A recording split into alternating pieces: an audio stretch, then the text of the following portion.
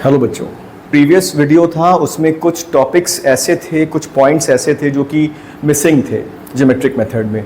इसलिए बच्चों ने मुझसे रिक्वेस्ट किया कि सर एक डिटेल वीडियो बनाइए जिसमें ज्योमेट्रिक मेथड को पूरी तरीके से कवर अप करिए। तो आज फिर हम लोग पढ़ने जा रहे हैं methods of measuring price elasticity of demand. ठीक है, और इस मेथड में जो ज्योमेट्रिक मेथड है हमारा उसको हम लोग कवर अप करेंगे, कंप्लीटली इसको कवर अप करेंगे। तो चलिए बिना देर किए हम लोग जल्दी से स्टार्ट करते हैं। So let's quickly begin the session.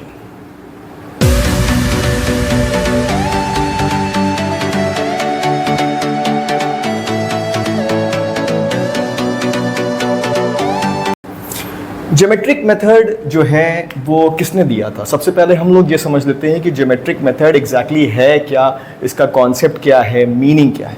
तो ज्योमेट्रिक मेथड जो है वो दिया था, सबसे पहला पॉइंट हमारा जो है वो प्रोफेसर मार्शल ने इसको दिया था। ठीक है, प्रोफेसर मार्शल हमारे जो है वो एक इकोनॉमिस्ट थे। ठीक है, तो उन्होंने ज्योमेट्रिक मेथड को बताया था, उन्होंने इस ज्योमेट्रिक मेथड का कॉन्सेप्ट हमको बताया था। ठीक है, सेकंड पॉइंट क्या है हमारा इसके मीनिंग में? इसके मीनिंग में हमारा सेकंड पॉइंट ये है कि जब हमारा इन्फिनाइटली स्मॉल चेंज होता है, स्मॉल चेंज होता है किसमें? स्मॉल चेंज होता है हमारा प्राइस में और डिमांड में। ठीक है, प्राइस में और डिमांड में हमारा जब स्मॉल चेंज होता है तो हम जो है वो ज्योमेट्रिक मेथड का यूज करते हैं। ठीक है, थर्ड पॉइंट क्या कह रहा है इसका? थर्ड पॉइंट हम लोग समझ लेते हैं जो कि इसका मीनिंग बताएगा। ठीक है, अब ज्योमेट्रिक मेथड को हम लोग आर्क मेथड भी बोलते हैं, आर्क मेथड भी हम लोग इसको बोलते हैं। ठीक है, इसको हम लोग पॉइंट मेथड भी बोलते हैं और हम लोग इसको जो है वो ग्राफिक मेथड भी बोलते हैं। तीन नाम हैं इसके। ठीक है, ज्योमेट्रिक मेथड के तीन नाम और हैं, एक आर्क, दूसरा पॉइंट और थर्ड हमारा जो है वो ग्राफिक मेथड। ठीक है, फोर्थ पॉइंट क्या कह रहा है इसकी मीनिंग में? फोर्थ पॉइंट हमारा ये कह रहा है कि किसी भी डिमांड कर्व पे, किसी भी स्ट्रेट लाइन डिमांड कर्व, मैं यहाँ पे छोटा सा बना रहा हूँ ताकि आपको समझ में आ सके, बाकी फिर मैं अभी ग्राफ अलग से बनाऊंगा। ठीक है, सपोज ये हमारा y एक्सिस है, ये हमारा x एक्सिस है, ये एक हमारी डिमांड कर्व है। ठीक है, जैसे कि मैंने प्रीवियस वीडियो में बताया था, इस डिमांड कर्व पे सपोज इसका कोई नाम है, इसका a और b नाम है, इस पे कोई भी एक पॉइंट की अगर हम बात कर लेते हैं, ठीक है, तो ये जितने भी पॉइंट्स मैंने बनाए हैं, पहले इसका नाम दे देता हूं मैं, LMNOP। अब ये मैंने इसके 5 नाम दे दिए, ये इन 5 पॉइंट्स के 5 नाम दे दिए। अब ये 5 पॉइंट्स जो हैं हमारे, इस पे अलग अलग हमारी जो है वो इलास्टिसिटी ऑफ डिमांड होगी। तो किसी भी डिमांड कर्व पे जो है वो कोई भी एक पॉइंट दिया है, चाहे वो ये पॉइंट हो, चाहे वो ये पॉइंट हो, चाहे वो ये पॉइंट हो, चाहे वो ये पॉइंट हो, चाहे वो ये पॉइंट हो, तो किसी भी पॉइंट पर हमको अगर price elasticity of demand measure करनी है तो हम ज्योमेट्रिक मेथड का यूज कर सकते हैं। ठीक है, और इसके लिए हम फॉर्मूला क्या यूज करेंगे? Lower line segment upon upper line segment, ये इसका फॉर्मूला है। अब हम लोग ज्योमेट्रिक मेथड को जो है वो ग्राफिकली समझ लेते हैं। ठीक है, ये मैंने ऑलरेडी पहले से ड्रॉ करके रखा है। ठीक है, ये है हमारा x एक्सिस और ये है हमारा y एक्सिस। ठीक है, x एक्सिस पे हम हमेशा क्वांटिटी डिमांडेड लेते हैं, मैंने शॉर्ट फॉर्म में यहाँ पर QD लिख दिया है, और y एक्सिस पे हम हमेशा प्राइस लेते हैं।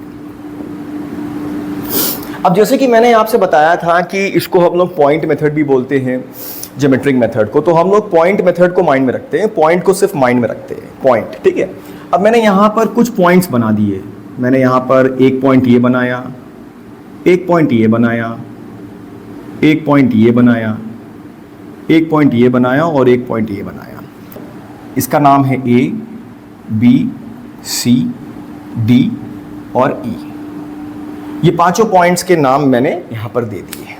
अब हम ये एक एक करके जो है वो फॉर्मूला अप्लाई करेंगे और ये पता लगाएंगे कि वो डिमांड जो है वो हमारी वो एग्जैक्टली क्या है, प्राइस इलास्टिसिटी ऑफ डिमांड का हमारा कौन सा डिमांड है। तो सबसे पहले हम लोग जो है वो इस पॉइंट को उठाते हैं, पॉइंट ए पर हम चेक करते हैं। अगेन हम फॉर्मूला वही यूज करेंगे, ठीक है। फॉर्मूला क्या था हमारा, लोअर लाइन सेगमेंट हम शॉर्ट फॉर्म में लिखते हैं LS upon upper line segment US, ठीक है। LS US मैं लिख रहा हूं शॉर्ट फॉर्म में, आप एग्जाम में नहीं लिखेंगे, आपको फुल फॉर्मूला लिखना है। तो lower line segment upon upper line segment. तो पॉइंट ए पर लोअर लाइन सेगमेंट हमारा क्या है, AD, यही होगा यहां से यहां तक का डिस्टेंस, ठीक है। और US क्या होगा हमारा, upper segment, that means AE, यही होगा, ठीक है। अब अगर हम यहां पर गौर से देखें तो हमारा जो AD है, AD का जो डिस्टेंस है, AD का जो डिस्टेंस है वो ज्यादा है, वो ग्रेटर है एज कंपेयर टू AE। इसलिए यहां पर हमारा जो प्राइस इलास्टिसिटी ऑफ डिमांड होगा वो ग्रेटर देन 1 होगा। अब ग्रेटर देन 1 की कंडीशन में क्या होता है हमारा, मैंने बताया था ग्रेटर देन 1 की कंडीशन में होता है हमारा इलास्टिक डिमांड। ये कौन सी डिमांड कहलाएगी हमारी, ये हमारी कहलाएगी इलास्टिक डिमांड। इतना क्लियर है, ठीक है। अब हम लोग दूसरे पॉइंट पे आ जाते हैं।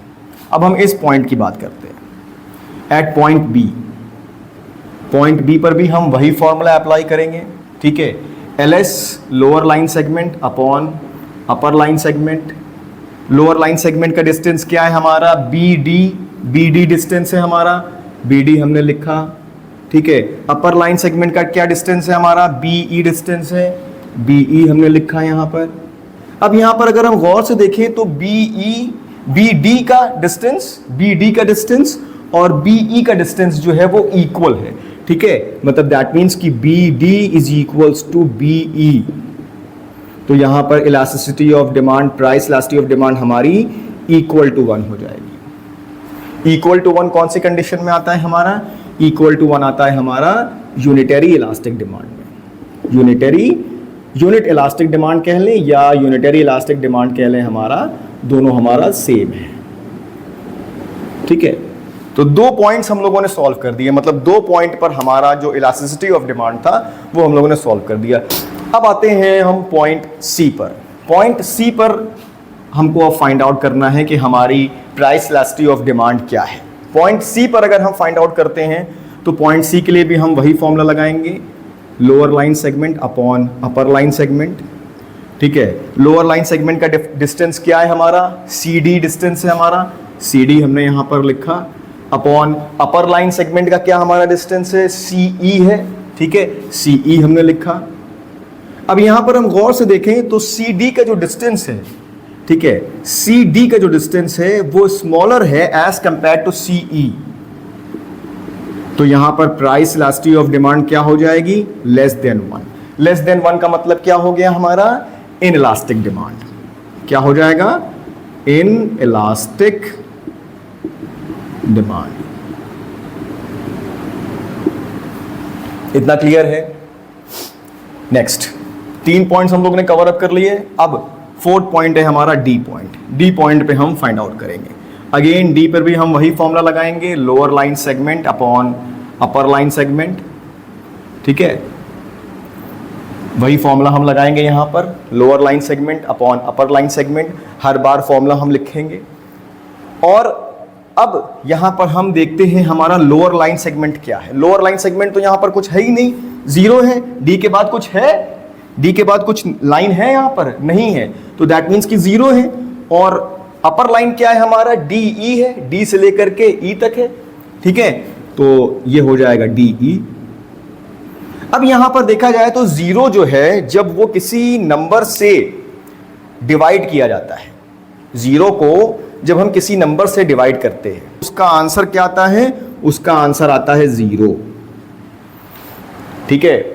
तो ये क्या है हमारी, ये हमारी परफेक्टली इन इलास्टिक डिमांड है। परफेक्टली इन इलास्टिक डिमांड कैसे है हमारी, 0 divided by any number gives 0, ठीक है। प्राइस इलास्टिसिटी ऑफ डिमांड हमारी क्या हो जाएगी, इज इक्वल्स टू 0 हो जाएगी। तो परफेक्टली इनइलास्टिक डिमांड है हमारी, मतलब कुछ भी रिस्पॉन्स नहीं हो रहा है डिमांड पर, ठीक है। अब लास्ट पॉइंट है हमारा ई। अब ई पॉइंट पर हम मेजर करेंगे। ई पॉइंट के लिए भी हम वही फॉर्मूला लगाएंगे, lower line segment upon upper line segment, ठीक है। यहां पर लोअर लाइन क्या है, डिस्टेंस हमारा ई से लेकर डी तक है हमारा, ई से लेकर के डी तक हमारा लोअर लाइन सेगमेंट है, ई से लेकर के डी तक हमारा लोअर है, और अपर हमारा कोई डिस्टेंस नहीं है तो अपर हो जाएगा 0।